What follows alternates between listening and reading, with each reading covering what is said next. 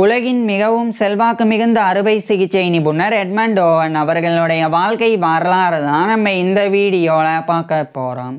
1847 April 7 அன்னைக்கு இங்கிலாந்தில் இருக்கிற எசெக்ஸோடைய பிரைன்ட்ரி டிஸ்ட்ரிக்டில் இருக்கிற ஃபின்சிங் ஃபீல்டில் வில்லியம் பை ஓவனுக்கும் மேரி பிளாக்கெட் ஓவனுக்கும் 3ஆம் குழந்தையாக பிறக்கிறார். எட்மண்ட் பிளாக்கெட் ஓவன் இவர் கூட பிறந்தவங்க 4 பிரதர்ஸும் 3 சிஸ்டர்ஸும் இருந்திருக்கிறாங்க. இவருடைய அப்பா ஒரு ஃபிசிஷியனாக அதாவது மருத்துவராக இருந்திருக்கிறாங்க. இதனால் இவருடைய குடும்பம் நல்ல நிலையில் வாழ்ந்து வந்திருக்கிறாங்க. எட்மண்ட் ஓவன் குழந்தை பருவத்திலிருந்தே மிகவும் சுறுசுறுப்பான ஒரு குழந்தையாக வளர ஆரம்பிச்சிருந்தாங்க. இவர் வளர வளர எட்மண்ட் ஓவன் நிறைய ஸ்போர்ட்ஸில் ஆர்வம் காட்ட தொடங்கியிருந்தாங்க.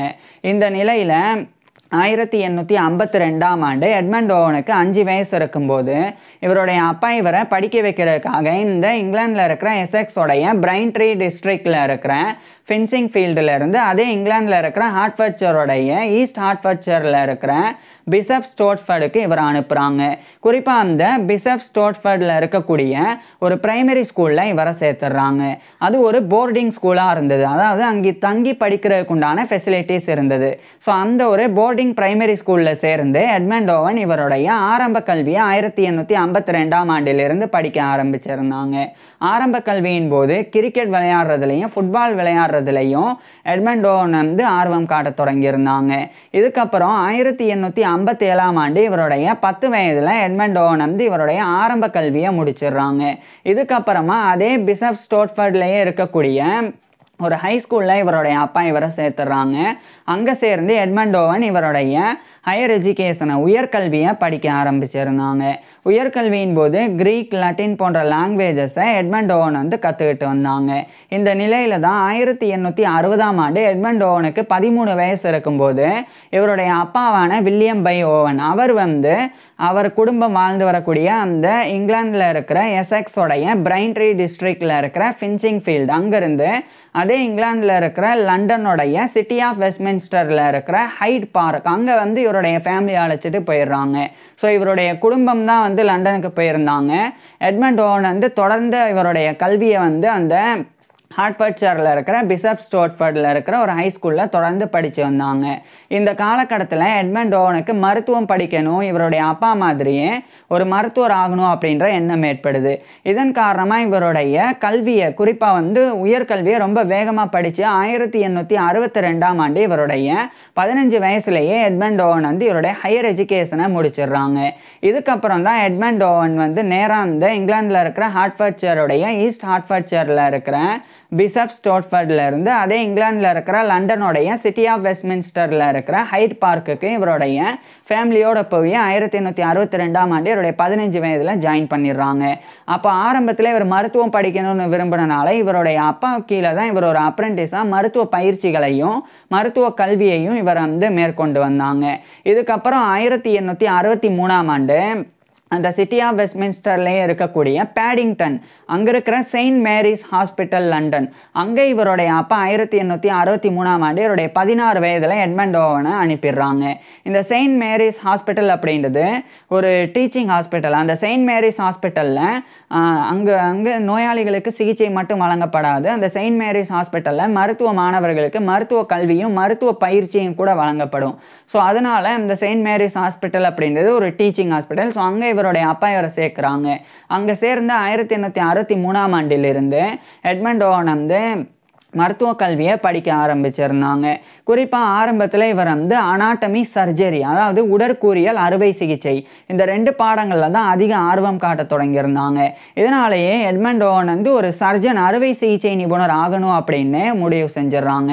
ஆனாலும் கூட தொடர்ச்சியாக இவர் அனாட்டமி, சர்ஜரி மட்டும் இல்லாமல் ஃபிசியாலஜி உடலியல், பெத்தாலஜி நோயியல், அதுக்கப்புறம் இந்த மெட்டீரியா மெடிக்கா மருந்துகளினுடைய பண்புகள் குறித்து படிக்கிறது, கிளினிக்கல் மெடிசன் மருத்துவம், ஃபார்மகாலஜி மருந்தியல் அப்படின்னு இது போன்ற பாடங்களையும் எட்மண்ட் ஓவன் படித்து வந்தாங்க.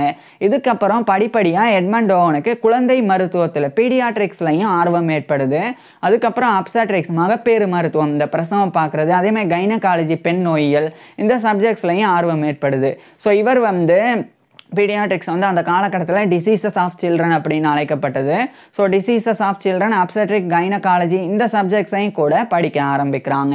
அதுக்கப்புறமா அந்த லண்டன்லேயே royal college of surgeons of England அப்படின்னு ஒன்று இருக்குது. இது வந்து சர்ஜன்ஸ், அறுவை சிகிச்சை நிபுணர்களுக்கு உண்டான ஒரு ராயல் காலேஜ் இங்கிலாண்டை பொறுத்த வரைக்கும்.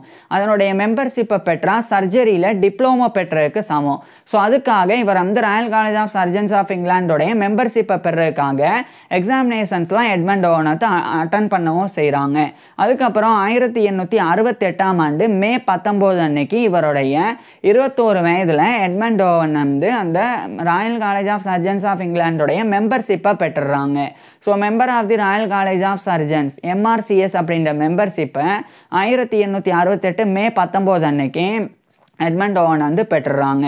அதுக்கப்புறமா அந்த செயின்ட் மேரிஸ் ஹாஸ்பிட்டல் லண்டன் அதில் எட்மண்ட் ஓவன் வந்து ஒரு ரெசிடென்ட் மெடிக்கல் ஆஃபீஸராக நியமிக்கப்படுறாங்க. இவருடைய மெடிக்கல் ட்ரைனிங்கை மேற்கொள்கிறாங்க. மேலும் அதே செயின்ட் மேரிஸ் ஹாஸ்பிட்டலில் இவருடைய படிப்பை முடிச்சுட்டு அங்கே எட்மண்ட் ஓவன் வந்து தொடர்ச்சியாக ஒரு டெமான்ஸ்ட்ரேட்டர் ஆஃப் அனாட்டமியாக ஒர்க் பண்ண ஆரம்பிக்கிறாங்க.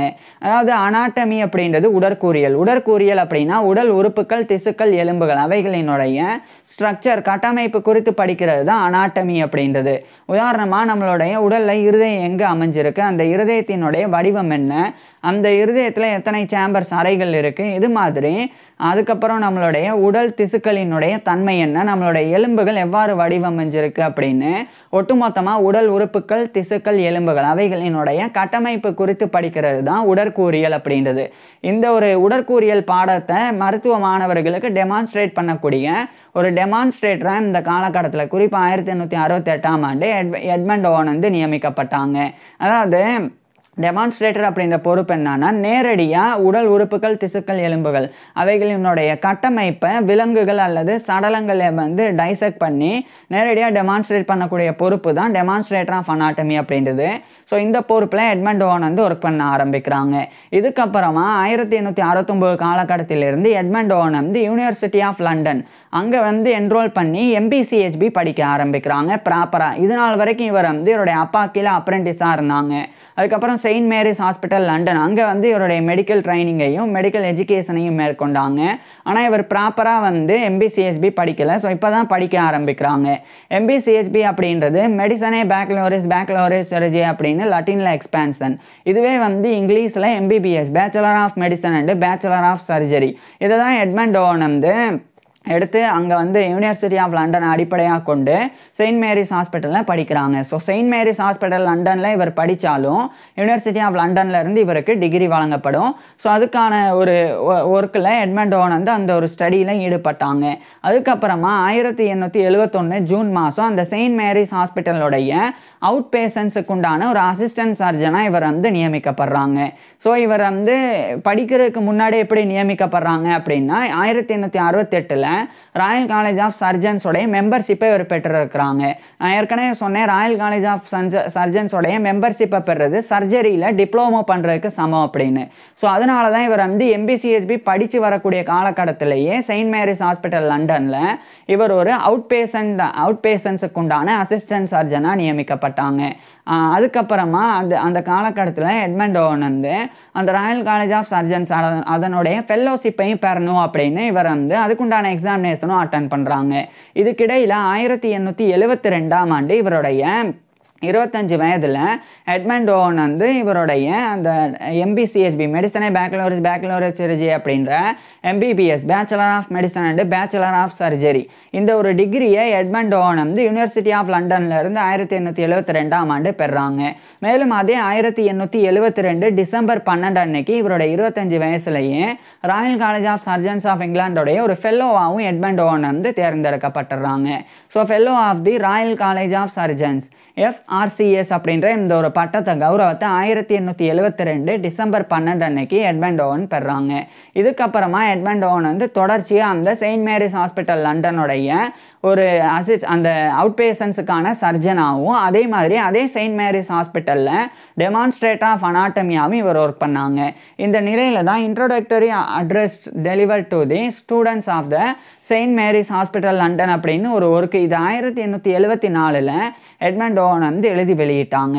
இதுக்கப்புறமா 1876ஆம் ஆண்டு எட்மண்ட் ஓவன் வந்து டெமான்ஸ்ட்ரேட்டர் ஆஃப் அனாட்டமி அந்த பதவியிலிருந்து லெக்சரர் ஆன் அனாட்டமி அதாவது உடற்கூறியல்ல ஒரு விரிவுரையாளர் அந்த ஒரு பதவியை இவர் வந்து 1876ஆம் ஆண்டு அடைகிறாங்க.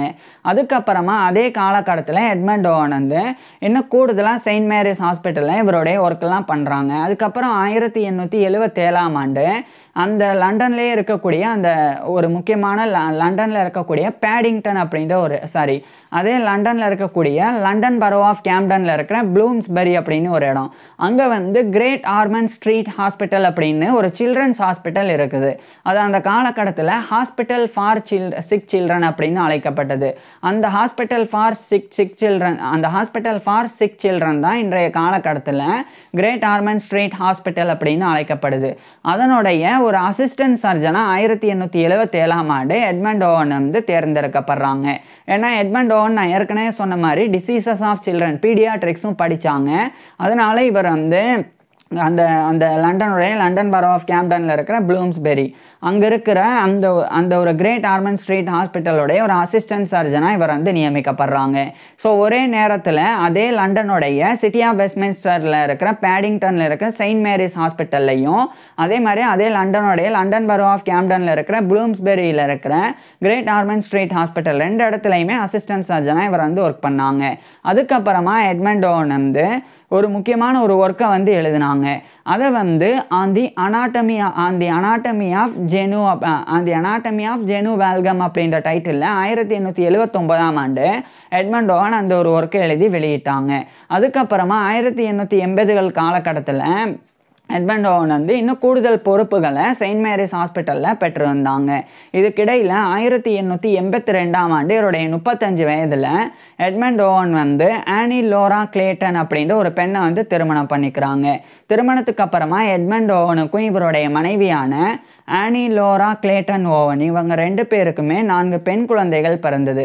இது எட்மண்ட் ஓவனுடைய பர்சனல் லைஃப் தனிப்பட்ட வாழ்க்கையாக இருந்தது. இதுக்கிடையில் இதே 1882ஆம் ஆண்டு செயின்ட் மேரிஸ் ஹாஸ்பிட்டலுடைய ஒரு ஃபுல் சர்ஜனாக இவர் வந்து பதவி உயர்வை பெறாங்க. அதுக்கப்புறமா 1883ஆம் ஆண்டு எட்மண்ட் ஓவன் வந்து கிரேட் ஆர்மண்ட் ஸ்ட்ரீட் ஹாஸ்பிட்டல் அதனுடைய அசிஸ்டன்ட் சர்ஜன் அப்படின்ற பொறுப்பில் இருந்து ஒரு ஃபுல் சர்ஜனாக பதவி உயர்வை பெறாங்க. அதுக்கப்புறமா royal college of surgeons of இங்கிலாந்துடைய போர்ட் ஆஃப் எக்ஸாமினர்ஸ் அதில் ஒரு மெம்பராக இவர் வந்து 1883ஆம் ஆண்டு நியமிக்கப்படுறாங்க. இந்த 1883ஆம் ஆண்டு பிரிட்டிஷ் மெடிக்கல் அசோசியேஷன் அதனுடைய ஒரு மெம்பராகவும் எட்மண்ட் ஓவன் தேர்ந்தெடுக்கப்படுறாங்க. மேலும் இதே 1883ஆம் ஆண்டு இங்கிலாந்துடைய மெர்சிசைடில் இருக்கிற லிவர்பூல் அங்கே வந்து பிரிட்டிஷ் மெடிக்கல் அசோசியேஷனுடைய ஆனுவல் மீட்டிங் நடந்தது. அப்போ அந்த ஆனுவல் மீட்டிங்கில் அந்த செக்ஷன் ஆஃப் சர்ஜரி அதுக்குண்டான ஒரு செக்ரட்டரி செயலாளராக 1883ஆம் ஆண்டு எட்மண்ட் ஓவன் நியமிக்கப்பட்டாங்க.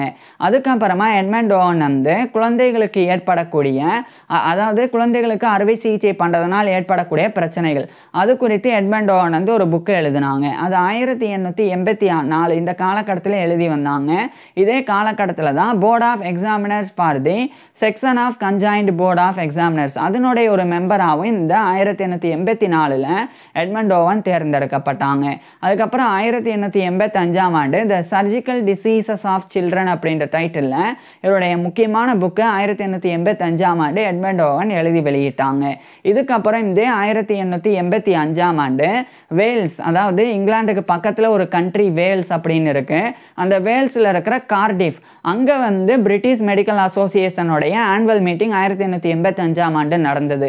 அப்போ அதனுடைய செக்ஷன் ஆஃப் சர்ஜரியோடைய ஒரு வைஸ் பிரசிடெண்ட்டாக எட்மண்ட் ஓவன் நியமிக்கப்பட்டாங்க. இதுக்கப்புறமா இங்கிலாந்துடைய லண்டனில் இருக்கிற ஹார்வேயன் சொசைட்டி ஆஃப் லண்டன் அது ஒரு மெடிக்கல் சொசைட்டி அதனுடைய ஒரு பிரசிடெண்ட்டாக 1887ஆம் ஆண்டு எட்மண்ட் ஓவன் தேர்ந்தெடுக்கப்பட்டு மிகப்பெரிய கௌரவத்தை பெற்றாங்க. அதுக்கப்புறம் 1888ஆம் ஆண்டு இவர் வந்து லெக்சரர் ஆன் அனாட்டமி அந்த ஒரு பொறுப்பிலிருந்து லெக்சரர் ஆன் சர்ஜரி அறுவை சிகிச்சையில் ஒரு விரிவுரையாளராக செயின்ட் மேரிஸ் ஹாஸ்பிட்டல் லண்டன் அங்கே வந்து இவர் வந்து பணிபுரிய ஆரம்பிக்கிறாங்க. அதுக்கப்புறமா 1889ஆம் ஆண்டு royal college of surgeons of இங்கிலாந்துடைய கோர்ட் ஆஃப் எக்ஸாமினர்ஸில் ஒரு மெம்பராகவும் இவர் வந்து தேர்ந்தெடுக்கப்படுறாங்க. இதுக்கப்புறம் 1890ஆம் ஆண்டு மெடிக்கல் சொசைட்டி ஆஃப் லண்டன் அதனுடைய ஒரு லெக்ஸோமியன் லெக்சர்ஸ் அப்படின்ற ஒரு மெடிக்கல் லெக்சர் வழங்குறதுக்கு இவர் நியமிக்கப்பட்டாங்க. இவர் வந்து the surgery of infancy in childhood அப்படின்ற டைட்டிலில் இவருடைய விரிவுரையை கொடுத்தாங்க. அதே 1890ஆம் ஆண்டு எட்மண்ட் ஓவன் வந்து ஒரு முக்கியமான ஒரு புக்கு எழுதினாங்க. அதை a manual of surgery for the senior students அப்படின்ற டைட்டிலில் அந்த ஒரு புத்தகத்தை இவர் வெளியிட்டாங்க. அதுக்கப்புறம் இவர் ஏற்கனவே 1885ஆம் ஆண்டு எழுதி வெளியிட்ட த சர்ஜிக்கல் டிசீசஸ் ஆஃப் சில்ட்ரன் அப்படின்ற புக்கு அது பிரெஞ்சு மொழியில் 1891ஆம் ஆண்டு மொழிமாற்றம் பண்ணப்பட்டு வெளியிடப்பட்டது. ஸோ அந்தளவுக்கு முக்கியமான ஒரு ஒர்க்கை எட்மண்ட் ஓவன் வந்து எழுதியிருந்தாங்க. இதுக்கப்புறம் 1893ஆம் ஆண்டு எட்மண்ட் ஓவன் வந்து போஸ்ட் நேசல் க்ரோத்ஸ் ஆர் அடனாய்ட்ஸ் அப்படின்ற டைட்டிலில் ஒரு ஒர்க் எழுதி வெளியிட்டாங்க. அதுக்கப்புறமா இது வந்து ரிசர்ச் ஆர்டிக்கல். அதுக்கப்புறம் 1894ஆம் ஆண்டு ரொட்டேஷன் ஆஃப் த டெஸ்டிஸ் அப்படின்னு சொல்லி ஒரு ஒர்க்கையும் இவர் வந்து எழுதி வெளியிட்டாங்க. இதுக்கப்புறம் 2 ஆண்டுகளுக்கு பிறகு 1896ஆம் ஆண்டு எட்மண்ட் ஓவன் வந்து லெக்சரர் ஆன் சர்ஜரி அப்படின்ற அந்த ஒரு பதவியிலிருந்து அந்த செயின்ட் மேரிஸ் ஹாஸ்பிட்டல் லண்டன் அந்த ஒரு லெக்சரர் ஆன் சர்ஜரி அப்படின்ற பதவியை மட்டும் இவர் வந்து ரிசைன் பண்ணுறாங்க. இதுக்கப்புறமா 1897ஆம் ஆண்டு எட்மண்ட் ஓவன் வந்து மிக முக்கியமான சில பொறுப்புகளில் இவர் வந்து நியமிக்கப்பட்டு வந்தாங்க. குறிப்பாக இந்த காலகட்டத்தில் இந்த 1897ஆம் ஆண்டு கவுன்சில் அதாவது ராயல் காலேஜ் ஆஃப் சர்ஜன்ஸோடைய கவுன்சிலில் ஒரு மெம்பராக இவர் வந்து தேர்ந்தெடுக்கப்பட்டாங்க. இதுக்கப்புறம் இதே காலகட்டத்தில் எட்மண்ட் ஓவன் வந்து இன்னும் சில பொறுப்புகளையும் பெற்றாங்க. குறிப்பாக 1898ஆம் ஆண்டு மெடிக்கல் சொசைட்டி ஆஃப் லண்டன் அதனுடைய ஒரு பிரசிடெண்டாகவே 1898ஆம் ஆண்டு எட்மண்ட் ஓவன் நியமிக்கப்பட்டு மிக பெரும் கௌரவத்தை பெற்றாங்க. இந்த 1898ஆம் ஆண்டு தான் கிரேட் ஆர்மண்ட் ஸ்ட்ரீட் ஹாஸ்பிட்டலோடைய சர்ஜன் அப்படின்ற பதவியிலிருந்து இவர் ரிட்டையர் ஆகி ஒரு கன்சல்டிங் சர்ஜனாக ஆலோசனை அறுவை சிகிச்சை நிபுணராக பணிபுரிய ஆரம்பிக்கிறாங்க. அதுக்கப்புறம் royal college of surgeons of இங்கிலாண்டோடைய கோர்ட் ஆஃப் எக்ஸாமினர்ஸில் ஒரு மெம்பர் அப்படின்ற பதவியிலிருந்து 1899ஆம் ஆண்டு எட்மண்ட் ஓவன் வந்து விலகிடுறாங்க. அதுக்கப்புறம் 1900ஆம் ஆண்டு மார்ச் 7 அன்னைக்கு எட்மண்ட் ஓவனுக்கு வந்து knight of grace of the order of Saint John of Jerusalem அப்படின்ற கௌரவம் இவருக்கு வழங்கப்படுது. அதுக்கப்புறம் 1901 இந்த காலகட்டத்திலலாம் எட்மண்ட் ஓவன் வந்து வெளிநாடுகளுக்கு பயணம் பண்ணாங்க. குறிப்பாக ஃப்ரான்ஸுக்கு. இவர் ஏற்கனவே படிக்கிற காலகட்டத்திலே ஃப்ரான்ஸில் இருக்கிற பாரிஸுக்கெல்லாம் போய் இவர் வந்து மருத்துவம் கூட படித்தாங்க. அதாவது கொஞ்சம் காலம் மட்டும் மெடிக்கல் ட்ரைனிங்லாம் எடுத்தாங்க. அதை மட்டும் நான் சொல்ல தவறியிருந்தேன். ஸோ அதனால் ஃப்ரான்ஸுக்கு 1901ஆம் ஆண்டு இவர் வந்து மறுபடியும் போனாங்க. அதுக்கப்புறம் 1902ஆம் ஆண்டு எட்மண்ட் ஓவன் வந்து அந்த செயின்ட் மேரிஸ் ஹாஸ்பிட்டல் லண்டனுடைய ஒரு சர்ஜன் அப்படின்ற பதவியிலிருந்து விலகி ஒரு கன்சல்டிங் சர்ஜனாக ஒர்க் பண்ண ஆரம்பிக்கிறாங்க. அதுக்கப்புறம் அதே 1902ஆம் ஆண்டு பிரிட்டிஷ் மெடிக்கல் அசோசியேஷன் அதனுடைய ஒரு கொலோனியல் கமிட்டியோடைய ஒரு சேர்மனாக இவர் வந்து நியமிக்கப்படுறாங்க. இதுக்கப்புறமா 1903ஆம் ஆண்டு அந்த பிரிட்டிஷ் மெடிக்கல் அசோசியேஷனுடைய ஆனுவல் மீட்டிங் ஆனது வேல்ஸ்லேயே இருக்கக்கூடிய இன்னொரு இடத்துல வந்து ஸ்வான்சி அப்படின்ற இடத்துல நடந்தது. ஸோ அங்கே நடக்கும்போது செக்ஷன் ஆஃப் சர்ஜரி அதனுடைய ஒரு பிரசிடெண்டாக 1903ஆம் ஆண்டும் எட்மண்ட் ஓவன் வந்து தேர்ந்தெடுக்கப்பட்டாங்க. அதே 1903ஆம் ஆண்டு இவர் ஃப்ரான்ஸுக்கு மறுபடியும் போனாங்க. அப்போ தான் இவர் வந்து செவாலியர் டாலர் லீஜியன் டஹானர் அப்படின்ற பிரான்சனுடைய மிக உயர்ந்த ஒரு மெரிட் ஆர்டர் ஆஃப் மெரிட் அப்படின்ற கௌரவத்தை இவர் வந்து பெற்றாங்க. இது இங்கிலீஷில் வந்து cross of the legion of honour அப்படின்ற கௌரவம் தான். இது பிரான்ஸ் மன்னர் தரப்பிலிருந்து 1903ஆம் ஆண்டு எட்மண்ட் ஓவனுக்கு வழங்கப்பட்டது. அதுக்கப்புறமா 1904ஆம் ஆண்டு cleft palate and hare lip அப்படின்னு சொல்லி ஒரு முக்கியமான புக்கை இவர் எழுதி வெளியிட்டாங்க. Cleft palate and hare lip அப்படின்ற ஒன்றும் கிடையாது. சில குழந்தைகள் பிறக்கும் போதே சில குறைபாடோடு பிறப்பாங்க. குறிப்பாக பேலட் அப்படின்றது நம்மளுடைய நாக்கை மேலே தூக்கி நம்மளுடைய நாக்கினால் நம்மளுடைய வாயினுடைய மேல் பகுதியை தொட முடியும். அந்த மேல் பகுதி தான் பேலட் அப்படின்னு அழைக்கப்படும். அது வந்து சில குழந்தைகளுக்கு வந்து பிறக்கும் போதே குறைபாடோடு இருக்கும். அந்த இடமே இருக்காது. சில குழந்தைகளுக்கு உதடுலையும் சில பாதிப்பு இருக்கும். ஸோ இதுதான் வந்து cleft palate and hare lip அப்படின்றது. ஸோ அது குறித்த ஒரு புக்கை தான் 1904 எட்மண்ட் ஓவன் எழுதி வெளியிட்டாங்க. அதுக்கப்புறமா 1905 royal college of surgeons of இங்கிலாண்டுடைய ஒரு வைஸ் பிரசிடெண்ட்டாக எட்மண்ட் ஓவன் தேர்ந்தெடுக்கப்பட்டாங்க. இந்த நிலையில தான் 1906 எட்மண்ட் ஓவன் வந்து அதே ராயல் காலேஜ் ஆஃப் சர்ஜன்ஸோடைய பிராக்ஷா லெக்சரராக நியமிக்கப்பட்டாங்க. இதுவும் ஒரு மெடிக்கல் லெக்சர் வழங்குறதுக்கு உண்டான ஒரு பொறுப்பு. ஸோ அப்போ அந்த 1906 இவர் வந்து cancer its treatment by modern methods அப்படின்ற டைட்டில் இவருடைய மருத்துவ விரிவுரையை கொடுத்தாங்க. இதுக்கப்புறமா கேன்சர் ரிசர்ச் ஃபண்ட் அதனுடைய ஒரு மெம்பராகவும் இவர் ஜாயின் பண்ணாங்க. இந்த நிலையில தான் இதே 1906 எட்மண்ட் ஓவனுடைய மனைவியான ஆனி லோரா கிளேட்டன் ஓவன் அவங்க வந்து இறந்து போயிடுறாங்க. இது எட்மண்ட் ஓவனுடைய பர்சனல் லைஃப்பில் இவருக்கு ஏற்பட்ட ஒரு பெரிய ஒரு பாதிப்பாக இருந்தது. ஆனால் இதையும் கடந்து பொது வாழ்க்கையில் பல முன்னேற்றங்கள் இவர் அடைஞ்சு வந்தாங்க. குறிப்பாக பிரிட்டிஷ் மெடிக்கல் அசோசியேஷனுடைய கவுன்சிலுடைய சேர்மனாக 1907 எட்மண்ட் ஓவன் நியமிக்கப்பட்டாங்க. அதுக்கப்புறம் 1908 பிரிட்டிஷ் மெடிக்கல் அசோசியேஷனுடைய ஆனுவல் மீட்டிங் மறுபடியும் இங்கிலாந்துடைய சவுத் யார்க்ஷயரில் இருக்கிற ஷெஃபீல்டில் நடந்தது. அப்போ அங்கே நடக்கும்போது இவர் வந்து டஸ்ட் அண்டு டிசீஸ் அப்படின்ற டைட்டிலில் இவர் ஒரு விரிவுரை வந்து கொடுத்தாங்க. அதில் இவர் கூறியிருந்தது இந்த ஸ்மோக் அதே மாதிரி டஸ்ட் அதாவது புகை மற்றும் தூசி இது எந்த அளவுக்கு தொடர்பு கொண்டு நோய்களை ஏற்படுத்துது அப்படின்ற குறித்து 1908 இவர் வந்து அந்த விரிவுரை கொடுத்தாங்க. அது ரொம்ப பாப்புலரான ஒரு விரிவுரையாக மாறினது. அது மட்டும் இல்லாமல் அதுவே எட்மண்ட் ஓவனுக்கு பெரிய புகழையும் தேடி கொடுத்தது. இதுக்கப்புறம் 1910 பிரிட்டிஷ் மெடிக்கல் அசோசியேஷனுடைய கவுன்சிலுடைய சேர்மன் அப்படின்ற பொறுப்பிலிருந்து ரிட்டையர் ஆகுறாங்க. பிறகு 1911 royal college of surgeons of இங்கிலாண்டுடைய ஒரு ஹண்டேரியன் ஒரேட்டராக இவர் நியமிக்கப்பட்டாங்க. ஹண்டேரியன் ஒரேசன் கொடுக்கறதுக்கு ஒரு ஹண்டேரியன் ஒரேட்டராக நியமிக்கப்பட்டாங்க. ஹண்டேரியன் ஒரேசன் அப்படின்றது ஒரு மருத்துவ சொற்பொழிவு. ஸோ அது 1911 ராயல் காலேஜ் ஆஃப் சர்ஜன்ஸில் ஒரு ஹண்டேரியன் ஒரேட்டராக எட்மண்ட் ஓவன் வந்து கொடுத்தாங்க. இதுக்கப்புறம் 1913 எட்மண்ட் ஓவன் வந்து மெம்பர் ஆஃப் கவுன்சிலில் இருந்து ராயல் காலேஜ் ஆஃப் சர்ஜன்ஸில் இருந்து ரிட்டையர் ஆனாங்க. பிறகு 1914 appendicitis a plea for immediate operation அப்படின்ற ஒரு புக் எழுதி வெளியிட்டாங்க. இதே 1914 தான் முதல் உலகப்போரானது தொடங்குது. இந்த முதல் உலகப்போர் ஃபர்ஸ்ட் வேர்ல்டு வார் தொடங்கியதுக்கு அப்புறமா எட்மண்ட் ஓவன் வந்து செயின்ட் ஜான் ஆம்புலன்ஸ் பிரிகேட் அதுலேயும் ரெட் கிராஸ் சொசைட்டிலையும் ஜாயின் பண்ணுறாங்க ஒரு சர்ஜன் இன் சீஃபாக. இவங்களுடைய கடமை என்ன அப்படின்னா அந்த போரின் போது பாதிக்கப்படக்கூடிய மக்கள் அவங்களுக்கு தேவையான மருத்துவ சிகிச்சை மற்ற உதவிகள்லாம் பண்ணணும். ஸோ அதுக்கு சர்ஜன் இன் சீஃபாக இவர் வந்து செயின்ட் ஜான் ஆம்புலன்ஸ் பிரிகேட்லையும் ரெட் கிராஸ் சொசைட்டிலையும் ஜாயின் பண்ணாங்க. இந்த நிலையில தான் எட்மண்ட் ஓவன் வந்து ஸ்ட்ரோக்னால் பாதிக்கப்படுறாங்க, பக்கவாதத்தினால பாதிக்கப்பட்டுறாங்க. ஸோ அதுக்கப்புறம் இறுதியாக 1915 ஜூலை 23 இவருடைய 68 வயதில் எட்மண்ட் ஓவன் வந்து இறந்து போயிடுறாங்க. ஸோ 1915 ஜூலை 23 இவருடைய 68 வயதில் எட்மண்ட் ஓவன் இறந்து போயிடுறாங்க. எட்மண்ட் ஓவன் இறந்து போனதுக்கப்புறமா இவரை கௌரவப்படுத்துறதுக்காக ராயல் காலேஜ் ஆஃப் சர்ஜன்ஸோடைய கவுன்சில் அங்கே வந்து எட்மண்ட் ஓவனுடைய ஒரு போர்ட்ரேட் ஆனது இன்றைக்கி வரைக்கும் வந்து வைக்கப்பட்டிருக்கு.